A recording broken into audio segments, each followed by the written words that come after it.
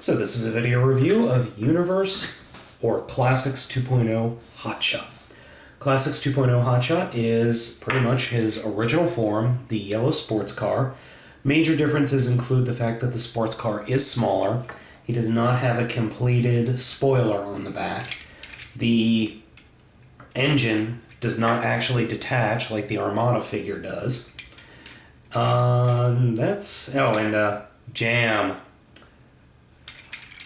Gotta say, I really like the vehicle mode. It is very, very Armada. It actually has better proportions, and this is going to sound really funny, but it looks like a weird cross between a Porsche and a Ford Fusion. I know that sounds odd. Some major differences between this and the Henke version. First off, Jam, which is the license plate. This is something else. I think it actually says Hot Shot or Hot Rod. Also, the Henke figure had these two holes right here actually hold blasters, and their missile tips go out the back like exhausts. And this hole from about where my thumb is actually not there. From around here, cut out right under the license plate to here, is actually open. There's no plastic there. And that's very important, and you'll see why in a second. As for Jolt, he's a helicopter. And actually, I really like this form of Jolt as the little red helicopter that could. My cats also really like it because when I spin the helicopter blade, they get really interested in the figure, and then I'll put them down and they just kind of play with him. He does attach to Hotshot in this form, but when I originally had Jolt, I was putting the arms back like this, just because. I don't know why. And I couldn't get him to hold on. Well, I was doing it wrong, because his arms, what form his arms are supposed to be in the front, pointing forward. And then this gap right here actually plugs into the spoilers and allows him to stay there. And to be honest, this looks really stupid. It barely worked in the original Armada figure. It just looks dumb here. I mean, in the original Armada figure, you would bend the figure and Jolt in half. You would wrap down to, looks like you would give a propeller speed boost to Hotshot, but here it just looks dumb. So, going to move Hotshot off to the side. Let's go ahead and transform Jolt. Jolt's transformation is pathetic. You just reach in here, grab his legs, flip them all the way down. Over here, turn that down, and free up his arms. He's not bad. I mean, for a mini-con, he looks okay. But there's just one little problem. He can't stand at all.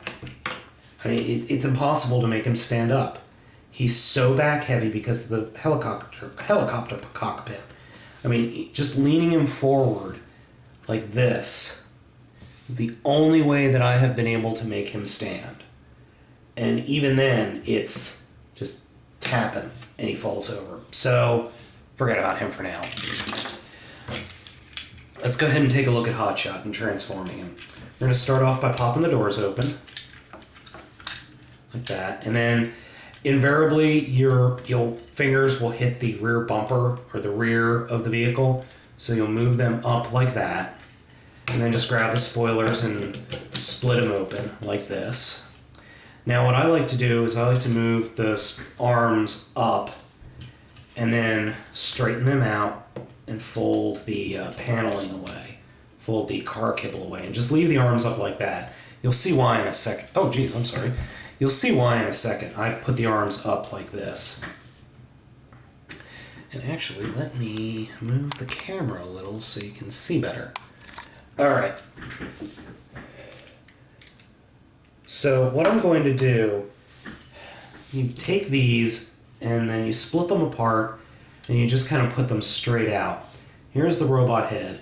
I like to turn the robot head around now, and then you take this whole section and flip it up, and then as you're doing that, you swing the legs down, and then The top kind of snaps into place on pegs.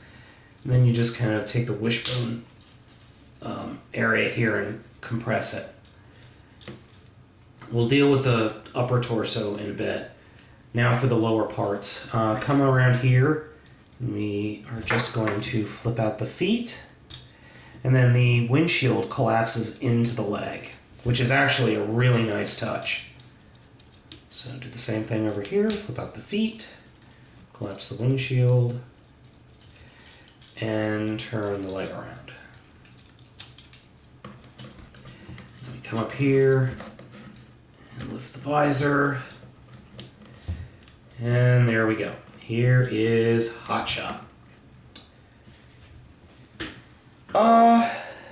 So let me go ahead and zoom in, and I will give you a nice look at him.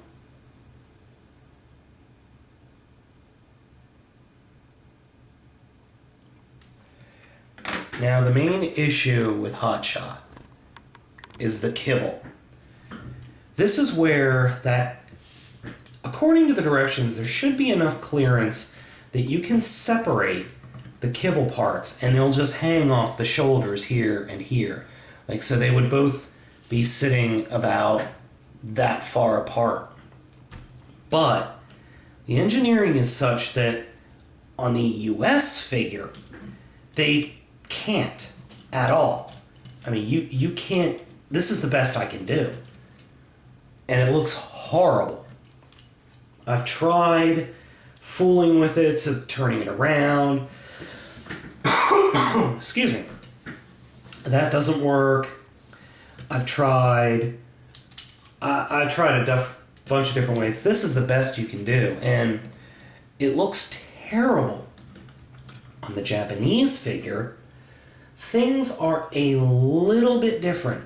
That excess plastic taken out right here and right here actually enable the pieces to kind of just sit back there, which is a much better look, but still, I don't know why they engineered this guy the way they did.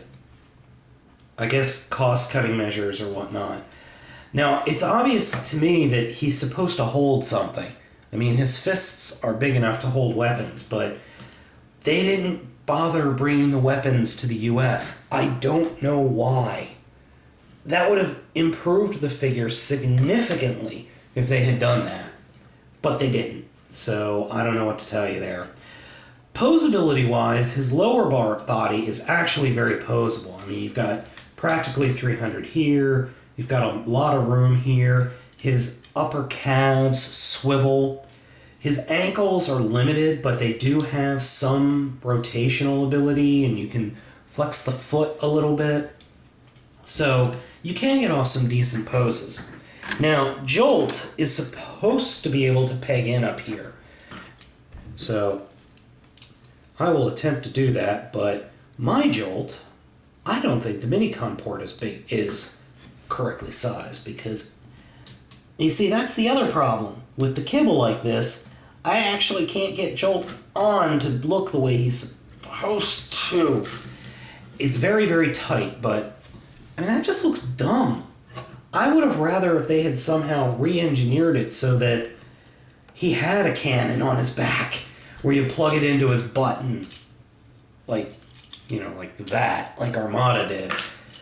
All in all, it's not a horrendous figure, and it's not up there with Galvatron, but it's still pretty bad, and I really feel bad because this was donated to me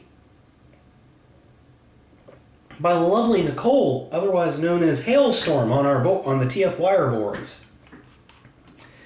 But considering this guy, I actually got something much more awesome from her, which I'll show you now.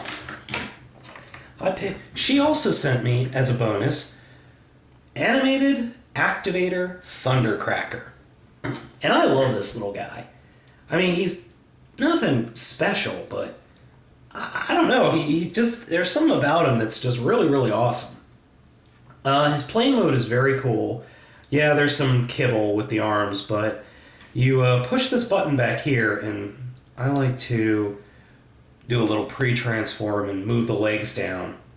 And then you push this button and he transforms automatically, very much like a Macross Valkyrie or, like Starscream.